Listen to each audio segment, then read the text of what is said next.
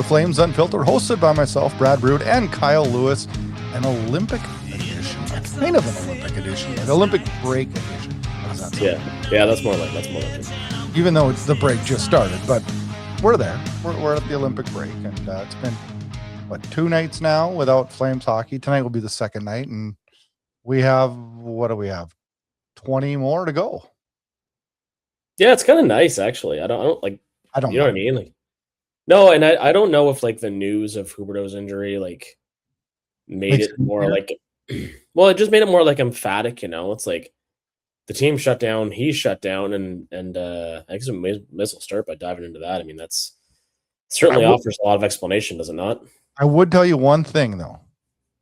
If we were, like, leading the Pacific or 2 points out of leading the Pacific, or if we were a good hockey team, I would not want this break, and I would hate every second of it. We need a break from what we're watching, right? I mean, let's just be honest. I mean, it's tough. Well, yeah, yes and no, because of late the games, like with Gridden playing the way he has, and Brack being back in the lineup, it was like a little bit more exciting, but still, like, the season-long slog of our team is terrible is tough, right? That's what I mean. The last 2 games have been actually very entertaining to watch. Yeah, absolutely. Sorry to interrupt. Let's talk Huberdeau, and then we'll get back to the games. News comes out, what was it, the next day, after we beat Edmonton, that Jonathan Huberdeau, who scored in that game, has been managing hip-related symptoms through injections throughout the season, and is now sidelined and having surgery, I believe, on the hip. Hip resurfacing. Yeah, I don't know what that is, but I think, like, I used to do a lot of, like, woodworking. Like, I'm thinking of, like, this desk I'm sitting at, sanding a table kind of thing. Getting that grit off there. Well, I gotta believe it's something like that, right? I mean, and I have issues with my left hip that are obviously nowhere near that severe, but I can just imagine where I find my issues to be a bit debilitating at times, how bad his must be playing pro hockey. I think a hip would be a tough one. I think shoulder and hip are tough ones for National Hockey League players, just because you can't escape that injury. Well, there was 2 players that they mentioned who had the exact same surgery that came back and were relatively effective after it, and not many others. So John Klingberg was one. Okay. And I can't for the life of me. Oh, Patrick Kane was the other. Yes, this is the Patrick Kane one. Yeah. It's a huge surgery, which is why Craig Conroy is unwilling to put a timeline on it, right? Nor should he.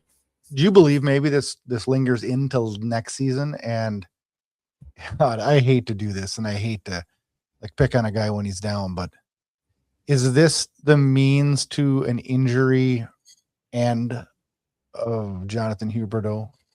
And I'm not saying right away. I'm saying 2-3 years from now, 4 years from now.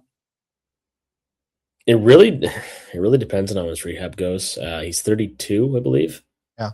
And it was like a week ago, I think I mentioned, I saw, a tweet where it was like, they were talking about him only being 32 and not like in his mid to late 30s necessarily, right? So, but to answer your question, I really don't know. He's a really, really tireless worker, so I know he's going to work his ass off to get back. But, and I'm not saying I want that even. I'm saying I want a Jonathan Huberdeau that's effective.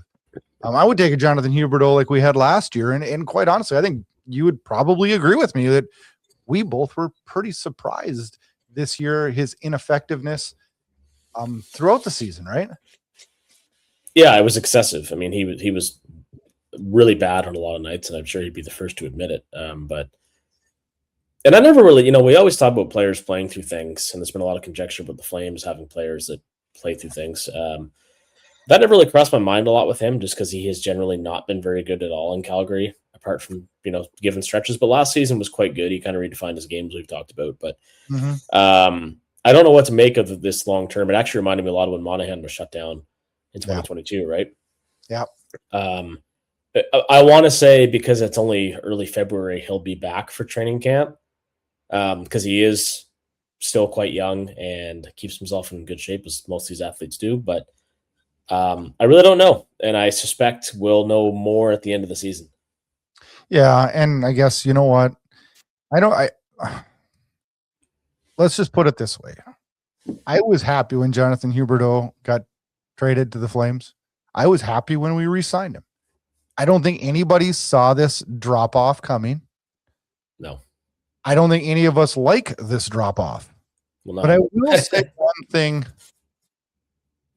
I would be more upset with Jonathan Huberdeau on his drop off if I didn't feel like he was working hard every night. And I can probably count on one hand how many nights I've turned the TV off and thought I didn't get 100% from Jonathan Huberdeau tonight, because he does work hard. Things don't go his way, and he doesn't always make the right decisions, but he works hard. Yeah, and I think it's hard for him to go from, having as much talent as he was surrounded by in Florida to what he has in Calgary. Then you throw in, the different conference, different part of the world. A lot of factors worked against him. And I think the adjustment period was a lot longer than certainly he or any of us would have liked. But yeah, I'm actually wearing a Jonathan Huberdeau t-shirt underneath my sweater here. So I wish him the best in his recovery. I mean, it's a great opportunity for somebody else to step up. Certainly change the look of the roster throughout the rest of the season. But yeah, hopefully he goes back. Who gets that spot? I asked that, on X earlier tonight. A lot of guys that said Karens or Stromgren would come back up. I don't really know. I'm curious what your thoughts are on this as well. I just hope it's somebody that's useful or maybe has a future with the team, not a AHL fill-in as we've often seen, right? Who are you thinking? Oh, that's what I think. I think this is the absolute perfect opportunity to give someone, whether it be, give somebody a run of 20, what have we got, 27 games left? Yeah, thereabouts. So give someone a run for the full 27 games. Yep. Or do this. I'm fine with this. I'm fine if they give it to Karens for half of it and Stromgren for half of it, and they get half of it. Whether they suck or are good. I want to see what they are. I know me and you have went back and forth this. I don't think Rory Karens is an NHL player. I could be proven wrong, and I'd be damn happy to be proven wrong, because I think he's also he's one of those guys. How do I argue it, man? Every time he's in the lineup, he's on the point sheet, right? I don't know how, but he is, and that's great. Good players do that, right? So let's give him 15, 20 games. I want to know what he is. How many players in Calgary have we had that were in for 2, out for 22, in for 1, 2, out for 84, in for 2, 3, and they gave up on him? Well, here, you have the track now. Let's see what he is. Let's really see what he is. Because don't you agree? You'll know after 27 games what he is, don't you think? I think I will. At the very least, what he could be. Yes. Right? Yeah. And that's all we want to know, right? Yeah, and to your point, traditionally we haven't, the team franchise has not done a very good job at all of developing players that are, that could be considered bubble players, or we're not sure of their future, right? A lot of guys get lost in the shuffle, and it's not just what they can or can't be; it's how not giving the opportunity hurts that potential, right? Absolutely. I want to see Kadri get moved. I want to see Sam Morton. Now, I don't think I'm going to see Sam Morton in the 2 center slot or anything like that, but I want to see Sam Morton as a center, 27 games. Show me him. Or, you know what?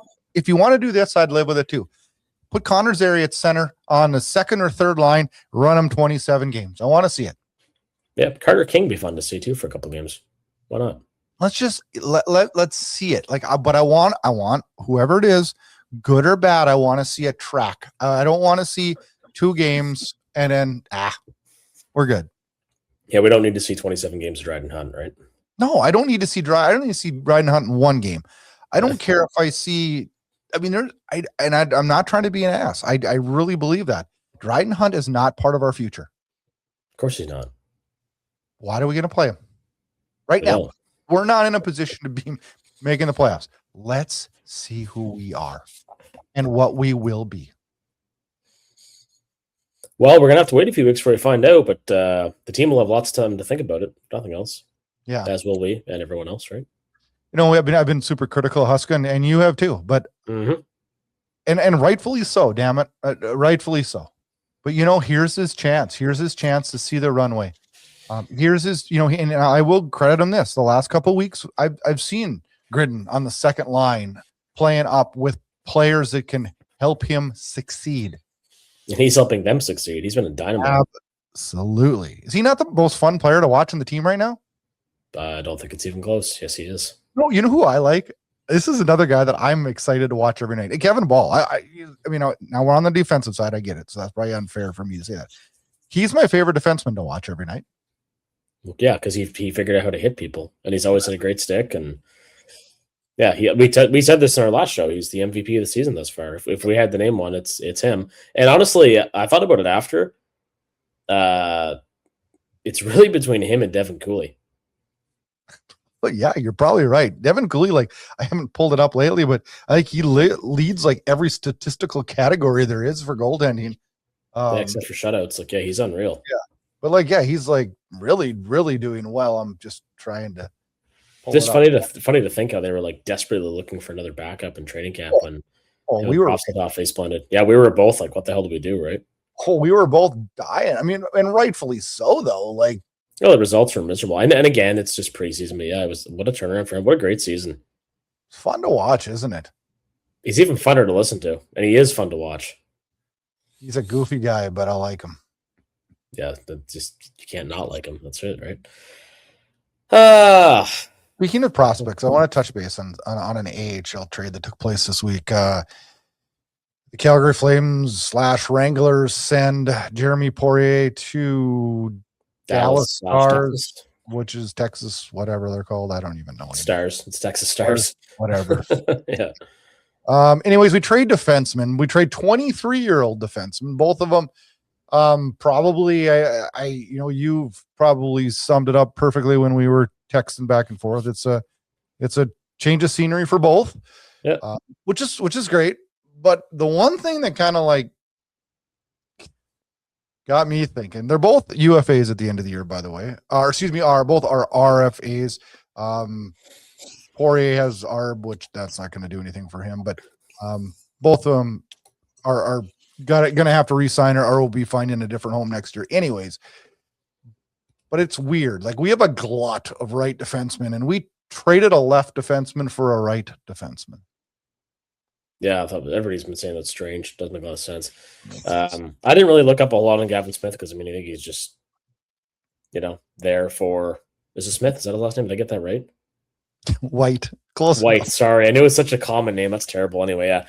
So, yeah, like I've read up on him very quickly, but I mean, he's just a placeholder in the AHL and is likely going to head to Europe or to another AHL team this summer, I would think. But I honestly think it was more about giving Poirier a chance somewhere else, fresh start. Because I don't really see the point of this for. I mean, it's just a lot of these AHL swaps. They're so irrelevant. Menial. Yeah, I mean, and that's not meant to disrespect the players. Just you're trading 4 quarters for $1, right? Yeah. That's what I thought too, and that's fine. It is what it is, I just, the one thing on this one, the only thing that got me, and really quite honestly, the only reason I really wanted to even touch on it during the show is, like, do you think this is something that, like, hey, they were talking about Kadri or Coleman or whoever, and then they were talking about these side pieces, and they couldn't quite get the other part figured out, and they're like, well, these guys could get some games during Olympic break. Let's just enter this first, and then we'll discuss the rest again during the break. Yeah, sure. I know that's far-fetched and probably doesn't. Well, a lot of people were kind of pointing to, like, oh, maybe this is just Dallas and Calgary, having some conversations, which obviously they did because something happened. But I mean, I don't know. It's like the most atypical AHL trade ever. So I'm just it is, isn't it? I don't really understand how that comes about. Like, unless it'd be like me and you calling each up. Hey, I was wondering, Collie, would you want to trade a couple CDs? And it'd be like, all right, like, who are you looking for? Like, what CD are you looking for? I don't know. I got these couple here in the dollar bin. You want to trade them? Yeah. It's weird. I just don't get it. But anyway, we'll see what happens next, I guess. I expected it should be fairly busy after the Olympic break. Because, again, like I said earlier, the teams could really get to evaluate what they have and don't have, right? I think the phones are busier than hell right now and will be the whole Olympic break. And I think when whatever morning it is when we come out of the trade freeze, which I can give you the date because I was smart enough to put this down, February 22nd, 11:59 p.m. Eastern. The morning of the 23rd, we're going to hear some news. We're going to hold you to that. We're going to hear some news. All right. Like I said, I'm holding you to that. You do that. You text me that morning and chew my ass out. Now, is it a Kadri move? Is it a Coleman move? Is it somebody else? I put my odds on somebody else, to be honest with you. I think one of our defensemen is going to get figured out, whether it be, I don't know, Paul or Hanley or I don't know, man. But I want it to be Kadri, but I worry more and more and more. And I wanted to get your take on with Artemi Panarin getting moved for, I don't peanuts. kind of, but I mean, I love the guy that the Rangers got. I love him. He's a first rounder. He's a big guy, big forward. I actually like him. But relatively peanuts, is that what we can expect for Kadri? Because I'm almost getting to the point right now where I really don't care what we get for Kadri. I can't afford to have him at his age holding up a roster spot for one of our young players. We need to get him gone. Yeah, well, you talked about that in our last show too, where just about him plugging up the lineup over time. Again, it's different because Panarin's a winger and centers are far more valuable. Although Panarin is an absolute stud of a player. But the Kadri thing is a little bit complicated due to the alleged availability. I think Friedman had mentioned, obviously, Robert Thomas has been talked a lot about St. Louis. And Vinny Trocheck as well apparently is available. So one of those other dominoes will likely have to fall, and Kadri becomes, the bridesmaid, kind of thing. So I don't think anything comes together quickly for him, but somebody's going to pivot and make a run at him. And I do think he gets traded. It's just, you do, huh? Yeah, well, the willingness is there from the player, and I think Conroy realizes he has to get out of that contract, right? For the reasons you just stated. I pray that you're right. I just worry that they're in his ear. I do. Gosh, that's right. It's my PTSD kicking in here. I worry a little bit. Yeah. I get the feelings from the insiders that they're ready to rock and roll with Coleman and ready to get him going. Yeah. Which I feel good about. But I mean, if I had to pick, I would pick Kadri gone before Coleman, because Coleman's only got one more year. And quite honestly, I don't know that a guy like Coleman's not as worth as much next year at the deadline. I feel that confident in Coleman's play. Yeah, you should. He's probably been the most consistent forward in the team for the last 4 years. Yeah. You think about it, really. Do you want to get into the rough stuff now? Yeah, you tell me. All right. Well, we'll start with a simpler one because I wanted your take on this, because I couldn't even believe what I was seeing. But this brouhaha between Tampa Bay and Florida. I'll start with that. So I'll give you my take, and hopefully it won't influence yours, because I'm curious how you feel about it. But I got to be honest. First and foremost, I really, really hate Matthew Tkachuk at this point. And I get the agitation thing, but how he started that whole mess between those two teams was just so stupid and childish. But what I wanted to talk to you about in particular was Forsling and him continuing to try and pummel the player while he's down. I saw that, I'm like, dude, what are you doing? Who does that in hockey? When's the last time you saw something like that? I see it in junior hockey. Yeah, with kids, exactly. Exactly. That's why I said it that way. Which is a great segue to our next topic, but go on. That's why I said it that way. Seriously, I here's my take on Matthew Tkachuk. I think Matthew Tkachuk is a extremely, extremely smart hockey player. And here's my justification to that. And we saw it in Calgary. He single-handedly got the Flames into the Battle of Alberta games before we even got good again. Mm-hmm.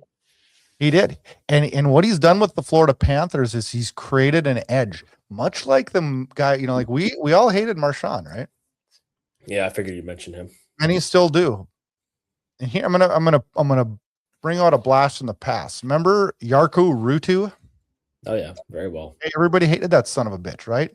Mm-hmm. Billy Neiman, and they hated him too. Yeah, but you know why they hated Jarkko Ruutu? Is because Jarkko Ruutu would do the stuff Matthew Tkachuk does, but would run and not be on the ice when shit went down. I respect Matthew Tkachuk because Matthew Tkachuk starts shit. Well, I think I told you about that. He may turtle for a moment, but you're going to get him, and he'll go. And I think the whole Florida Panther Tampa Bay thing is exactly what like 95% of the people in Alberta want for the Battle of Alberta. Yeah.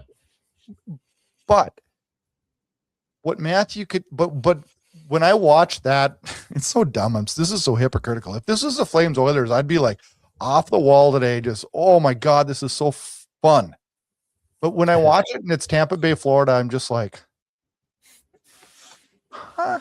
Like, what are we doing this 6 games in a row for? 4 games in a row now.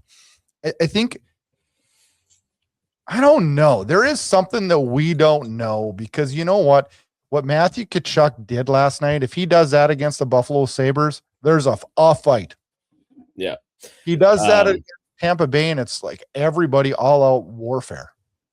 If you remember, when I talked to Zach Cassian about his experience with Tkachuk and Mark Giordano, and Giordano was very adamant that he told Tkachuk, you have to fight him. And Tkachuk was a lot younger then, right? But I mean, I think he got a lot of that coaching from those veteran players at the time to say, listen, you can't, there's a line, and you got to kind of know when to back it up and when you can afford to walk away. But you got to give the Tkachuk's credit. You ever see them? They don't back down.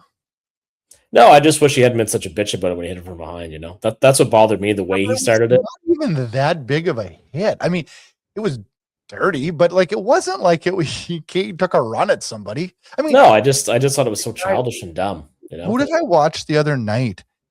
Was it Donato or something for the Blackhawks? Did you see that? He got hit by Marchment. I think it was Marchment. It sounds right. And he got up, and Marchment was coming up the ice, didn't even have the puck, and Donato just leveled him. And I was like, okay, you had it coming, right? Yeah. So that aside, I mean, I could complain about Matthew Tkachuk till the cows come home. Although, despite how it generally turned out, I'm still glad we got what we did in the trade on a, just from a pure at that time standpoint, I guess. But can I say one thing before you go on? Go ahead. If Matthew Tkachuk was on Team Canada, would you feel different? No, not about that. Okay. No, that's fair. That's he's fair. He's too cocky for my liking. He's a hell of a hockey player. I can't deny that. But yeah, doesn't mean I wouldn't be happy to have him as I was when he played for the Flames, right? I know exactly what you mean. I feel the same way about a lot of players. I do. We all have our guys that kind of just, and I can't condone everything he does, but I think he methodically thinks out his things. So I really do. I mean, there's no question that he does. So what about the Forsling thing? Talk to me about that. I don't understand why he was so irate. But it's also so dangerous to do that. Why would you attack a player when he's on the ice? Like, I don't get that.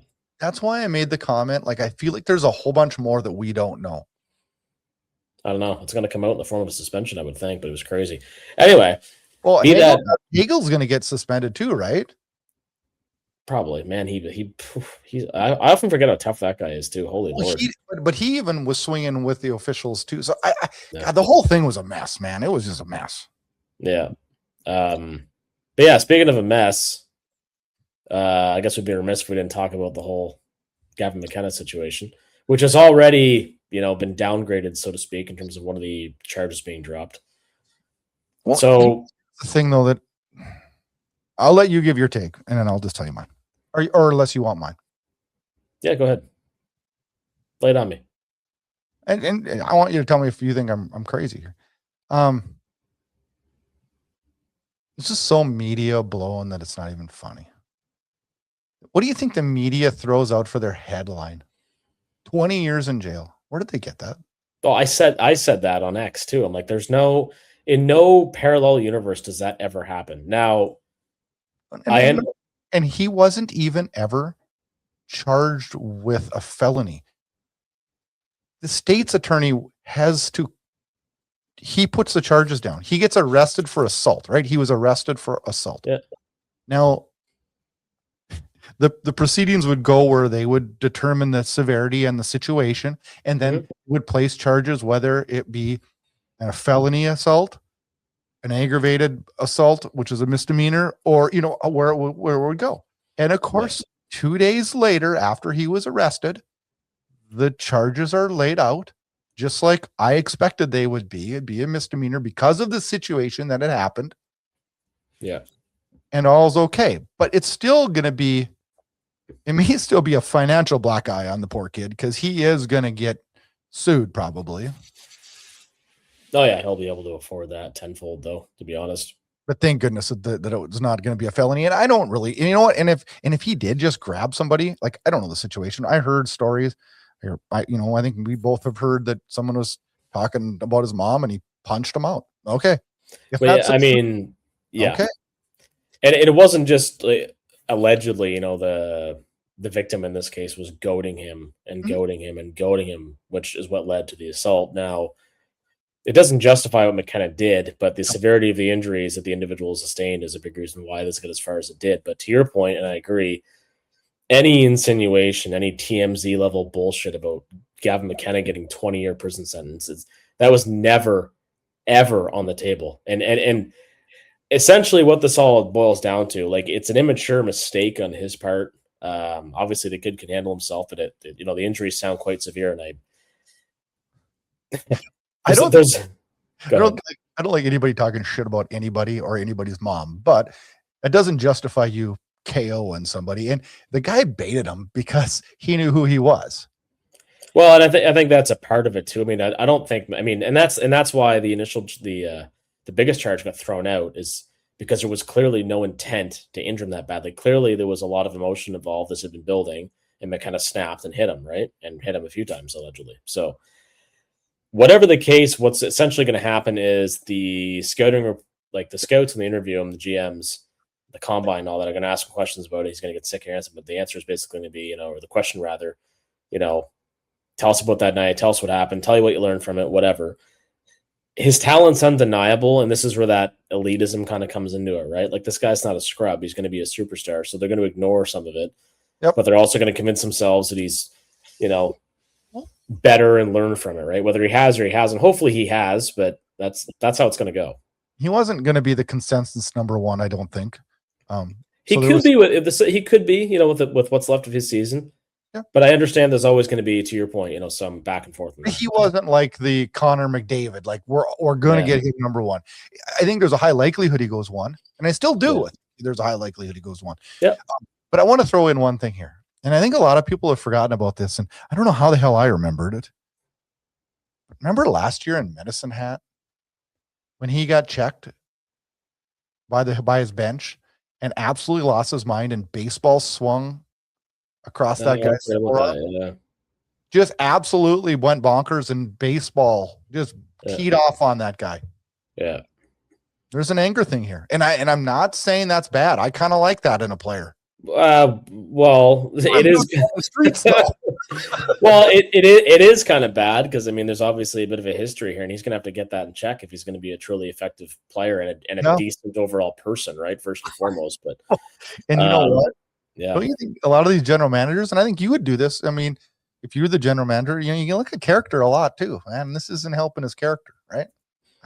No, and this is where we got to remind ourselves that they're just kids. But when you're just a kid, then you have that much hype and that much sponsorship money that's going to be coming your way, and that much attention. It's like you kind of become untouchable. We've seen a lot of examples of hockey players behaving that way in the last 10 years, never mind all the cases before social media and smartphones that we don't know about, right? So I know it's definitely concerning, but right or wrong, his undeniable talent is going to mean that he's going to be A-okay in the long term. It's not a good thing, but it's not the end of the world. Yeah, and again, like to your point, like that, the whole thing about the headlines around is what was most frustrating, like facing 20 years. No, he's not. Was it a vicious bar assault? You could call it that. Yep. Maybe you're pushing it, but yeah. But it's mountains and molehills in terms of what sorts of consequences he's going to be facing. And like I said, the biggest charge is already dropped. So yeah. I digress. We'll see what happens next, I guess. Yeah, it'll be interesting. Yeah. What else we got? I got a question for you. John Beecher's due back after the break. Is he taking a spot, or is Sam Morton taking a spot? Yeah, unfortunately, I didn't do that to you. I'm not trying to get you mad. no, I'm not mad at you. I'm just mad at the situation, right? I always struggle with this because we've had I've met a bunch of players. We've had players in the show. I never want to put a guy down, but I mean Beecher has done literally nothing but poor cardio since he joined the Flames. And much to your point earlier about, I guess both of our points really about the guys like Dryden Hunt. There's no use in having a guy like that in your NHL roster. And I hear some people say he'll win the occasional face-off and things like that. It's like, that's fine, but anybody can do that. He doesn't have a single point as a Flame, does he? I'm going to tell you something. No, I don't think so. I'm going to tell you something, man. If we're a good team and we're in the playoff run and we have a winger that goes down injured, I want Dryden Hunt in there because he's safe, right? But he's not the and if Beecher played with size, he could be a useful piece too. But he kind of reminds me of, the one player on the 2022 Flames roster in the playoffs that nobody's ever talked about since because he didn't play, but he's on the roster. He's a trade deadline acquisition. I don't know. Number 18, Ryan Carpenter. Oof. He's picked up from Chicago, and he was just a. Oh yes, he was pickup, wasn't he? No, he wasn't. It was a trade for a low pick, I think. Anyway, but there's not a lot of parallels between the two, other than it's there's just no usefulness to this guy's game, and it's he's another one that is just taking up the space, and I asked this, and some people kind of get defensive, what does he contribute? And I couldn't get a good answer of anybody. No, I know. I'm convinced though that people just defend everything. Well, that's part of the perils of social media, right? I do have another question. This is something that has created a little bit of anger for me. Since Parekh has been back, I haven't seen Hunter Brzustevich on the ice. Yeah, I don't like that either. It's going to bring me to the X Factor, and this is a different X Factor because this is a response to another tweet. Derek Wills posted Hunter Brzustevich and Braden Pahal are doing some extra work following a Flames optional morning skate. Looks like Zane Parekh will play in the Battle of Alberta tonight. And Ty's play says, so wrong to keep Hunter out. The Flames are so stupid. Why would you play him? Why'd you not play him as well? Not play him as well. Let these young players play. And you wonder why players leave here after this. And, I agree with this, although it is slightly contradictory, but I'm gonna let Ty off the hook here because a young player is taking his spot. But it is a little bit frustrating in the fact that the guy that's taking his spot, we have to have Parekh in and he has to play, and I'm fine with it. But we can't do it at the sake of Hunter Brzustevich, who has done everything to prove himself this year with the opportunity he was given. Yeah, and then some. So they have to get a little creative here and move Uyghur over or something. You can't have White Cloud out and you can't put Hunter out right now, and you can't move Uyghur out. So someone's going to have to, Uyghur, who can play the left side, he did it in Florida, is going to have to move over because, and even I would be fine if they let, Hunter only play 3/4 of the games. I understand he's a rookie, but he has done everything to prove himself. And now Zane has come in and played 2 games now. I thought he had some moments against Toronto. I thought he would look fairly decent against Edmonton. Mm-hmm. He's still not offensively doing amazing things in the NHL yet, which I don't expect him to right now. So I'm not criticizing him. He's actually been better in the last 2 games than I thought he would be. So that's great. That's wonderful. But we can't stunt Brstevich's growth for his. Yeah, that's exactly what they're doing so far. They've got to find a method. And I hope, and I believe they will on this one, because he is a pretty critical part to the future. I believe. Do you believe? Yeah, there's no question. His two-way player is always going to be ahead of Parekh in my mind. There's no good reason to not play them both. Or if you're going to sit one at all, I honestly would sooner sit Parekh right now. Brzustevich earned a spot. I agree. I agree. It's kind of cool, actually. I get to be there for his first NHL assist, and it was probably the worst assist I've ever seen. Because it was the worst NHL goal I've ever seen scored that wasn't an empty netter. Yeah. Joel Farabee's Montreal was abysmal. I even know it was in for like 30 seconds. Oh, yes. I remember that goal. Yeah. Yeah, but nobody else does. Nobody. Oh, yeah. I do remember that when you say that. Hey, what did you think of the Battle of Alberta the other night? I love the post-game commentary. Which Lombergs? Yeah, the Swiss cheese comment on Tristan Jarry was pretty good. Man, what do you think of Draisaitl's quotes? Oof. Ooh. Yeah. Actually, you know what? We'll jump to that in a second because I want to ask you about that. But yeah, I thought it was a pretty good back and forth game. Cooley was strong again. Yep. But it really pointed to a lot of the holes in the Oilers game. Like they're not good. Again, like they're not a well-constructed hockey team. Their problems are the same problems they were 5 years ago. They don't have goaltending, and their defense is horrible. And their bottom six scoring sucks too. Like this team is Draisaitl, Nugent Hopkins, and McDavid, and that's it. Yeah, and I know people will jump on about Evan Bouchard and how great he is, but I mean offensively, and Evan Bouchard should be, he's a good player and he's going to be out there, right? But like they just hemorrhage chances all the time, just hemorrhage. Yeah. And Draisaitl said it. Oh, and I mean he called out the defense, he called out the goaltending, he called out the penalty kill was horrible. He called out the coach. Like that was quite the scrum. Yeah, it was a lot. But I mean they're hanging on for dear life right now. But I don't know what a team like that does, to right the ship. And honestly, when you got a guy in your room talking that way, probably the best thing for you is an extended break from each other. Oh, I think so. He was at his wit's end, and he was, what the part that was funny is he handled the conversation very professionally, I thought. And second of all, he was right about everything. Yeah, that's an important part too, right? What'd you think of that Hanley-Emberson fight? Wow, that was a doozy. That was one of the best fights them. Other than who was it? It was Reeves and Olivier in Columbus. Whew. That was the second best fight of the year after, or the Hanley Pemberton fight was the second best of the year. Emberson rather. Really good. I know you probably went to bed because it was freaking right 3 a.m. where you are. That Toronto game, that third period.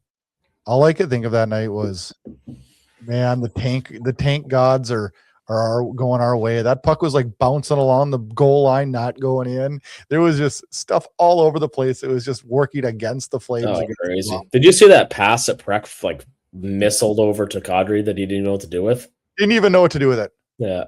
Almost knocked him off his feet. How about the pass from White Cloud? Yeah. To Coronado. Yeah. Holy. That was something. So did you happen to see, because you talk about post games there, like, did you see JT Miller's comments in New York?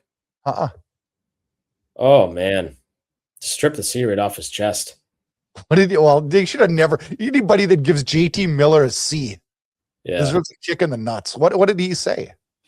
He basically, I'm paraphrasing here because I don't remember exactly, but like he was just going on about like they're asking like what the team needs to do and all that kind of stuff, and he was just like a deer in the headlights, like I don't know, maybe we just need a break, or I don't know, like just like he was like high or just didn't care anymore. It was like I don't know, it was just a terrible soundbite. That the Rangers, obviously trading Panarin is a big thing because he's still well over a point a game, but.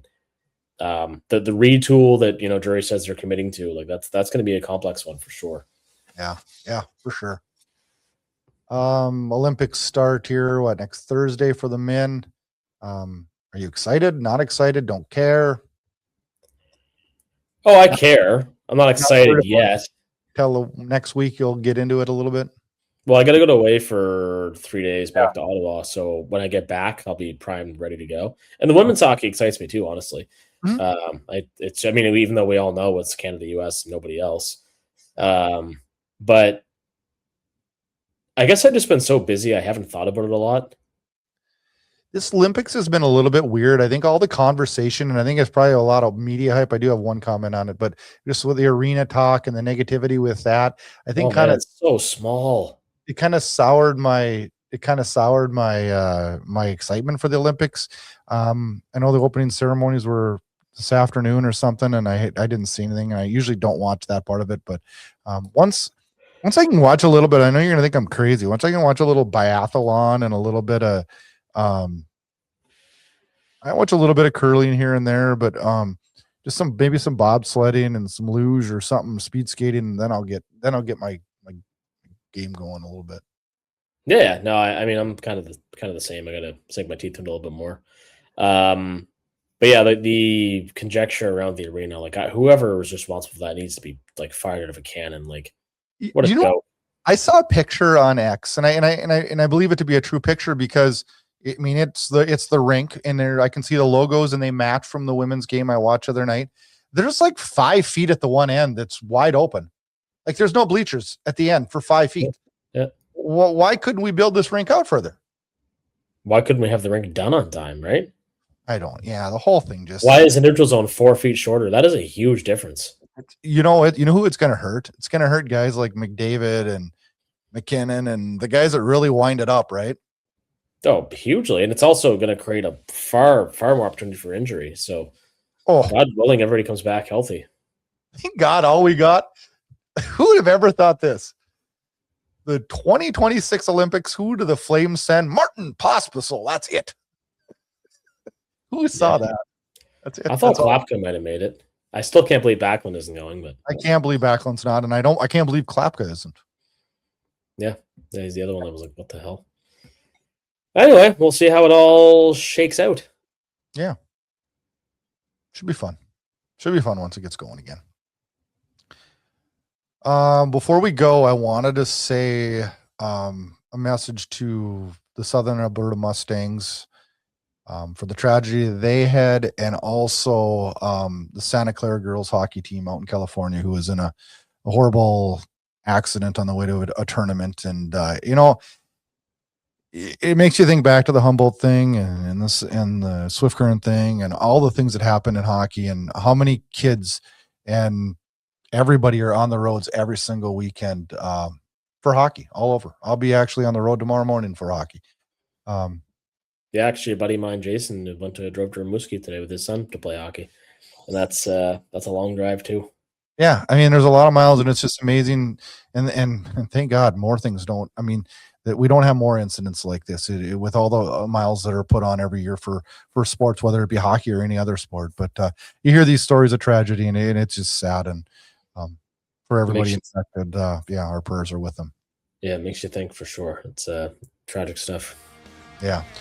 Well, the next 2 episodes of Flames Unfiltered are going to be special ones. Kyle and I are going to put together a couple of special episodes, a little bit shorter in length, but some really good content. You'll see that over the coming weeks, and then we'll be back bigger, better than ever after the Olympic break. And we'll be right into trade deadline and all that fun stuff. Yeah, it's a long few weeks, but I think it's going to go by quick. I think so too. I think you nailed it there. It'll go quick, and it'll be a lot of fun. And you know what? Probably a much needed break for all of us. But make sure you hop on your podcast player, YouTube, whatever, and check out those special episodes in the coming weeks. We appreciate all the listens and everything, and all the interaction. And enjoy the little break from Flames hockey. And we're going to come back and have a good time after the Olympics. And be safe and enjoy your trip this weekend. Yeah, thanks. It's going to be a whirlwind, but looking forward to it. And as you said, looking forward to the break as well. Time to reflect on our team and think about some other things maybe in the interim and see what kind of mess we're coming back to. Sounds good. See you in a couple of weeks, Flames fans. See you guys. This man sees everything wrong with me. She cuts me, watch me bleed.